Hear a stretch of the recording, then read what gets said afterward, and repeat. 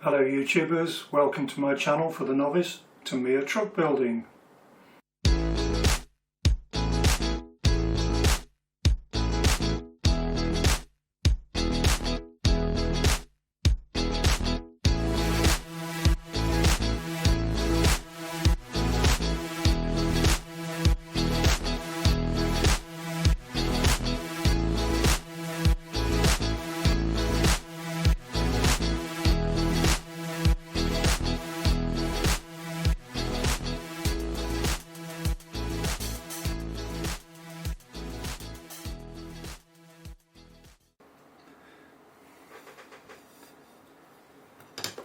In this episode we're going to do stages 4 and 5, which involved fitting parts to the chassis rails. Here's one of the chassis rails. This is the left hand one. You can tell which is the left and which is the right because they put the letters, stamp the letters in the side of them. There's a lot of holes. They're not the same on both sides, so you need to really look at the diagram, and you need to make sure that you're looking at the right side and having it the right way around. This one here says the left hand frame.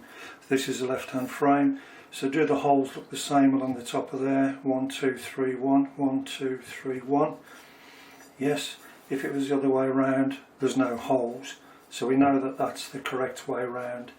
We can also look and see that there's some parts fitting in 2 holes at the bottom here, but there aren't 2 holes at the bottom there, so that's definitely the right way around. That's stamped left and that's the left. The eagle-eyed amongst you will have spotted that this is painted already in cobalt blue. When they're supplied in a kit, in every kit that I've done, they always come in a standard semi-gloss black, as they did in this kit. I've pre-painted these just on a whim. I fancied that the chassis rails would be the same colour as the body of the truck, which is cobalt blue. These have had several coats of primer, then a top coat, and they've also had a fine coat of lacquer over the top as well, which protects it, stops it getting scratched so easily. So there you are. Now the parts you need for part 4 are down the side here. You can see that we need 6 of BC2s, 2 of these, 2 of these, 4 of those and 2 of those. Those are all the parts that we need to do those. Let's get going with the left hand one. So we need C5, which is this little item here. You'll note that there's a hole in the one side but not in the other.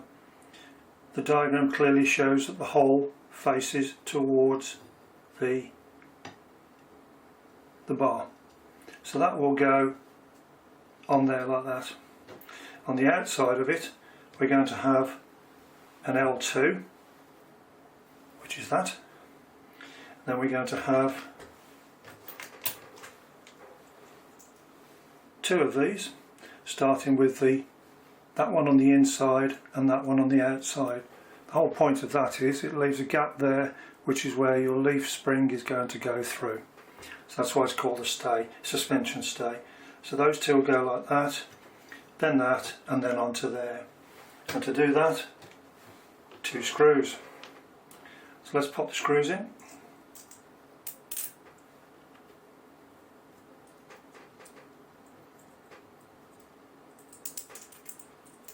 Like so. Let's put that bracket on the back. Now we got this the right way around. 1, 2, 3, yes. So that goes facing downwards like that. And that, with a hole, goes on the inside like that. So that's how that goes together.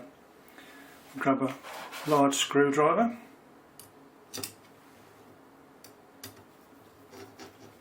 And just drop that into place. Just drop the other one into place. Once we've got them in place, we can do them up. Try to put my hands somewhere where you can see what I'm doing.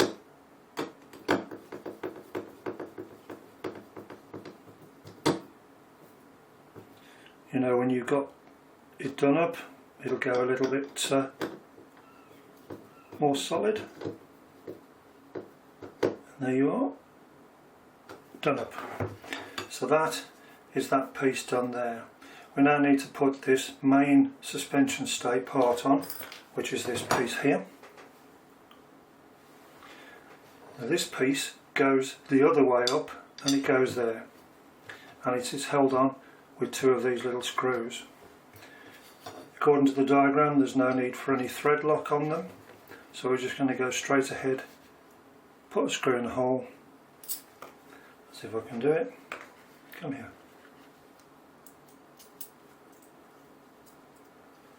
When you try and work the opposite hand so the camera can see you, you end up all fingers and thumbs.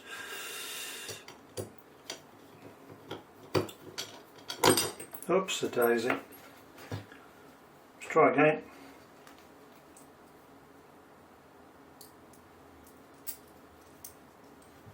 Put that in there.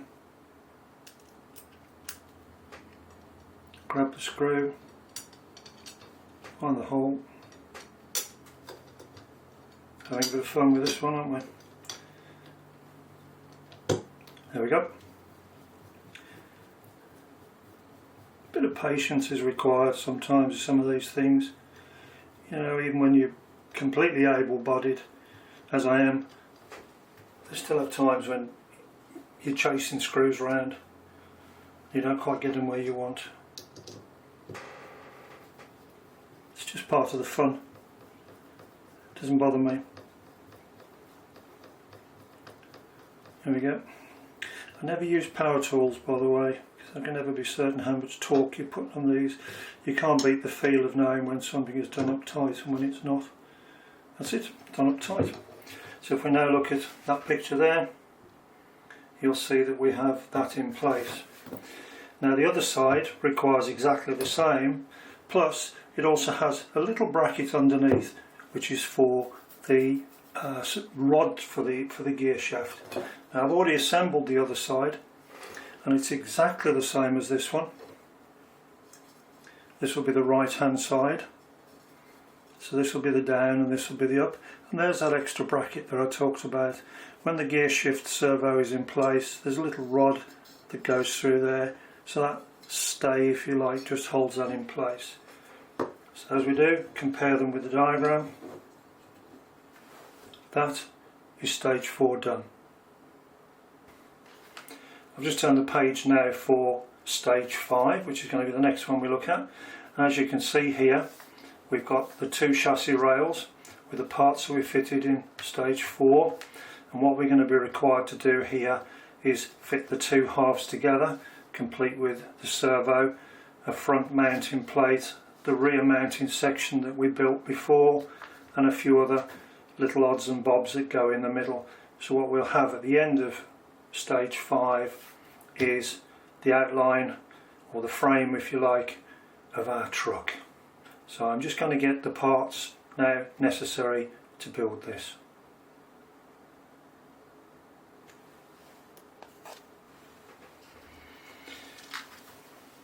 There are only two different parts required for stage 5, which are BA2 nuts, which is a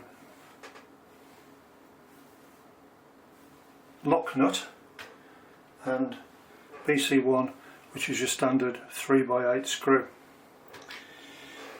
Incidentally, in case you're confused, I said at the start, if it says A, then the parts are going to be in part box A, and 90% of the time they are.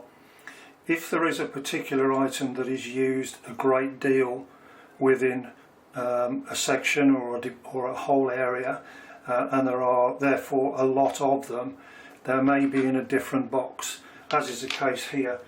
For the BC1s, there's 21 of those required to put this section together, so they are kept in a separate one called BC1, as you can see. And the other one in there, which is B1, is the other one that's a very common screw, is that 3mm threaded screw.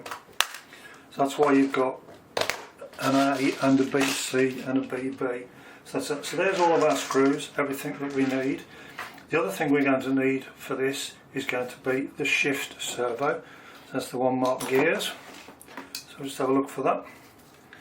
So there's my gearbox shift servo, and I now need to find one or two parts to do around here. Well, we know we've got that one because we built that earlier, and there is also this one here, C19.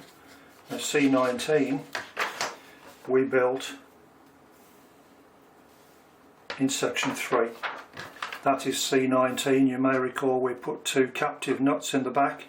I've taken the screws out the back now, which is what you're required to do. So we've got that part and that part. So we're missing of 3 parts in the middle now and 1 on the end. So I'm just going to go and find those parts. I've got the bag open with the C parts in here, and here's the couple of C parts. So we want numbers 1 and 2, C2 and C1. So we're just going to take these 2 off as well.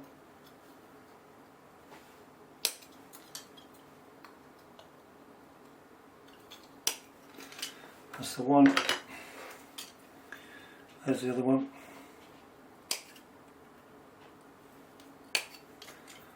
That's the 2 C parts. I'm now going to get rid of the C's because the remaining item to go on here is a Q8. So I'm just going to find the bag with a Q on it. As you recall, we marked up the bag.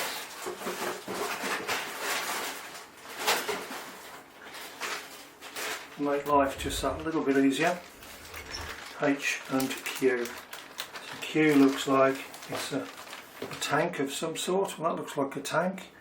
And there's Q8. So that's the one we want there, Q8. So I'm just going to take that off there, off the sprue. Do it nice and flush to the body, and then you haven't got to do any extra work with a knife to try and clean it up afterwards. Q8. So we now have all of the parts. No, we don't. There's a Q11 there as well. Q11. Q11, there we go.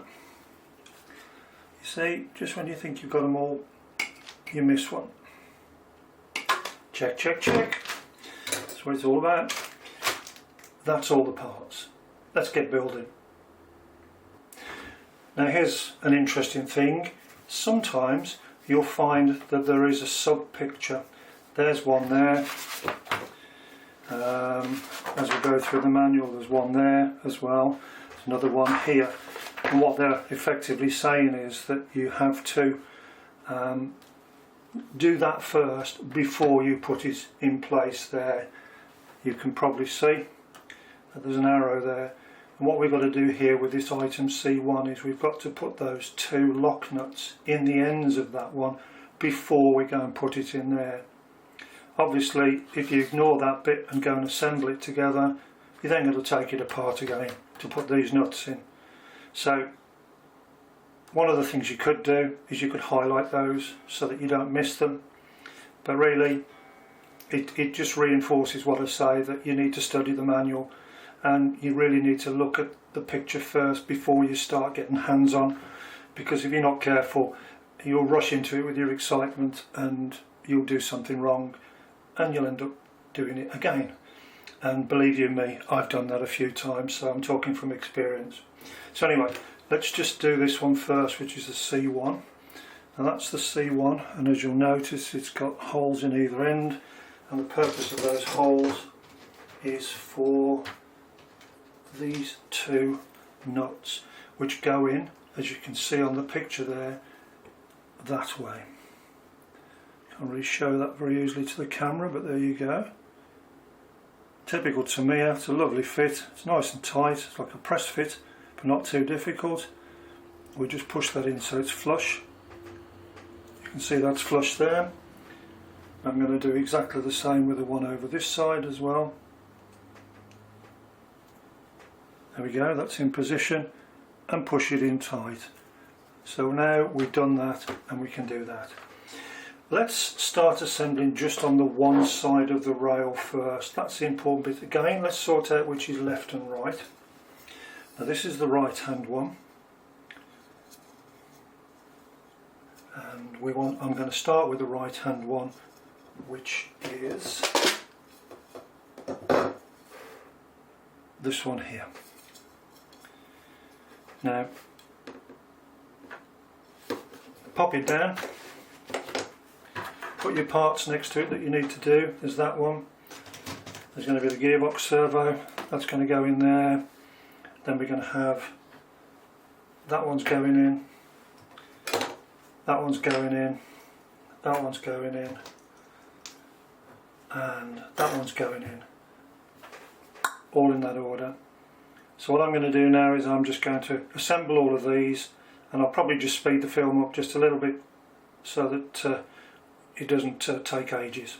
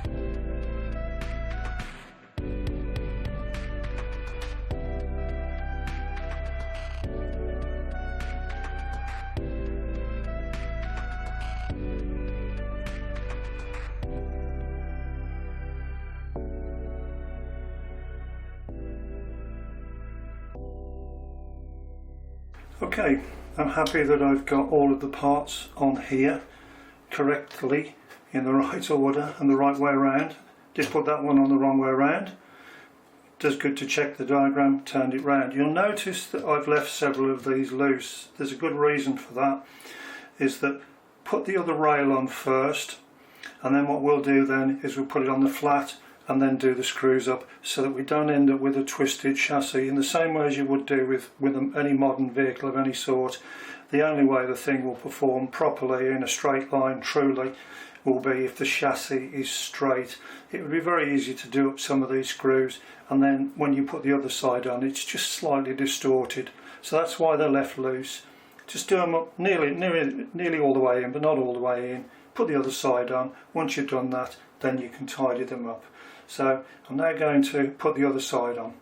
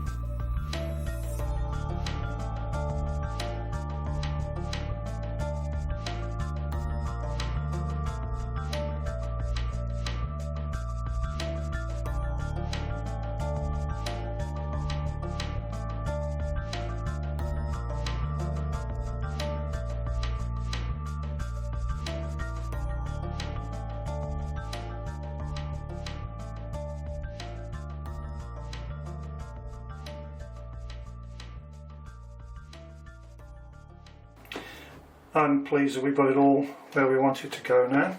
It's just a case of pulling them all up and getting it nice and level.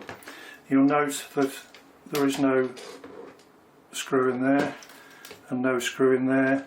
That's the one where we put the two captive nuts in there, so obviously something else will screw into there, probably a rear suspension arm or something or other.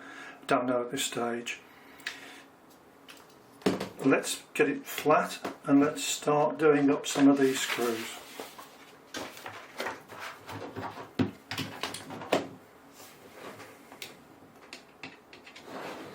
Move it over here so you can see it on the camera. That side's already done up.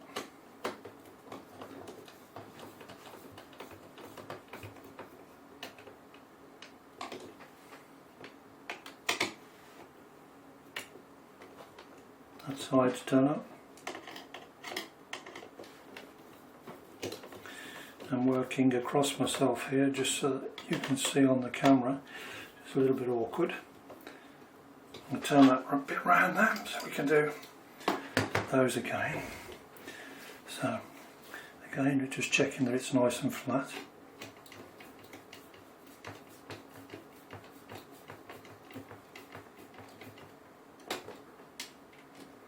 If you're not happy that it's not flat, undo it, move it slightly, do it up again. Quick Colin tip for you. They tell you how many screws you need per section. Like in this case there was 21 of these BC was it? BC1 screws, the 3x8s, and I used all 21. If you find you got one left, what does that tell you? You've missed one somewhere. So that's a useful tip. It's another double check, isn't it? Okay, so I'm happy that that part, this desk is nice and flat. So that part's nice and flat. Turn it around the other way now. That'll sit on those two there. So we can do up the other ones. I think that one was done, wasn't it? Yes, that's done. So the only one we've got left to do now then is the one on the end.